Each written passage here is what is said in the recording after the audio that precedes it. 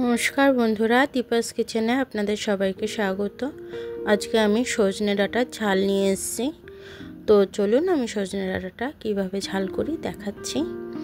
তো আমি কড়াই একটু তেল গরম করে নিয়েছি। এখানে দেখুন আমি লঙ্কা নিয়ে নিয়েছি 4টে, আর এখানে সর্ষের প্যাকেট একটা নিয়ে নিয়েছি। এটা আমি জলে গুলে নেব, একটু নুন দিয়ে হলুদ দিয়ে এটাকে আমি ঘেটে রেখে দেবো।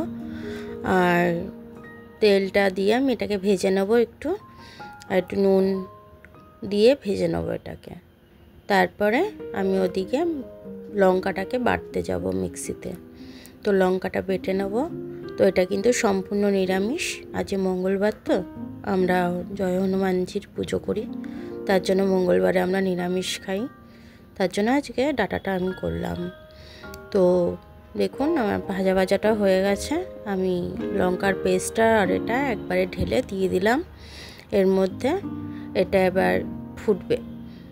যখন ফুটতে ফুটতে একদম মাখো মাখো হয়ে আসবে, হালকা জল থাকবে, তখন এটার মধ্যে অল্প একটু চিনি দিয়ে বেশ ভালো করে নুন চিনি স্বাদটা একটু বুঝে এটা নাবাতে হবে। দেখুন এবার চিনিটা আমি দিয়ে দিচ্ছি।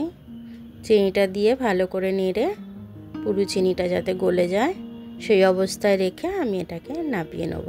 একটু গ্রেভি রাখবো, কারণ এটা দিয়ে ভাত মেখে খেতে শুকনো শুকনো খুব ভালো লাগে খেতে।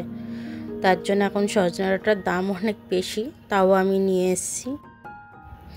কারণ এই সজনে ডাঁটার এই ঝালটা আমাদের বাড়িতে সবাই খুব ভালোবাসে এবং আমিও খুব ভালোবাসি। তার জন্য নিয়ে এসেছিলাম, নিয়ে এসে আজকে করলাম। যেহেতু নিরামিষ দিন, এটা নিরামিষের জিনিস, সে কারণে করে নিলাম।